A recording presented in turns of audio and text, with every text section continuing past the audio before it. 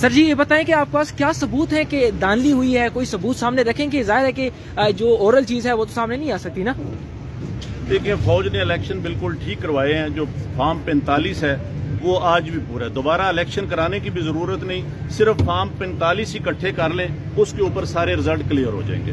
آپ کو کیا لگتا ہے کس پارٹی کے لوگوں نے یہ جیتا ہے پھر؟ کمشنر صاحب یہ بتائیے گا جو آر او نے ریزلٹس روکے تھے کیا اس میں باضابطگیاں ہوئی ہے؟ کیا کہیں گے آپ؟ بالکل باضابطگیاں تو چھوٹا لفظ ہے. جو یہاں پہ ہوا ہے کہ جو لوگ آزاد امیدوار 70-80 ہزار کی لیڈ سے جیت رہے تھے, ہم نے ان کو ہروایا ہے اور ان کے اوپر جعلی مورے لگا کے سب کو ہروایا. کمشنر صاحب جو جعلی مورے لگ رہی تھی اس وقت آپ نے کسی سے کہا کہ یہ سب کچھ ہو رہا ہے, غلط ہو رہا ہے, اس کو روکا جائے؟ دیکھیں میں یہ ساری اس غلط کاری کی ذمہ داری اپنے اوپر لے رہا ہوں اور ساتھ آپ کو بتا رہا ہوں کہ جو چیف الیکشن کمشنر ہے, جو چیف جسٹس ہے, وہ بھی اس کام میں پورے شریک ہیں. تو کس کے کہنے پہ سب کچھ ہوتا رہا؟ یہ اتنا سب کچھ ہوا آخر کس کے کہنے پہ ہوتا رہا؟ آپ کیوں پریشر میں تھے؟ کس نے ایسا کیا؟ میرے اوپر کوئی دباؤ نہیں ہے.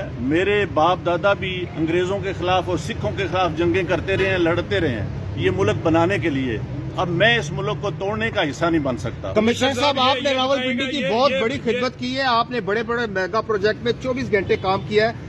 یہ بتائیے گا کہ آپ کو کمشنر چیف الیکشن کمیشن دباؤ میں لا رہا تھا کہ یہ کریں سارے کام, لوگ جیتوں کو آپ نے ہرایا, آپ کو نیند کیسے آتی رہی, کس طرح آپ کا ضمیر جاگ گیا؟ دیکھیں میں نے راولپنڈی کے لیے 14-16 گھنٹے کام کیا ہے. میں نے یہاں رنگ روڈ بنایا ہے, ددوچا ڈیم بنایا ہے.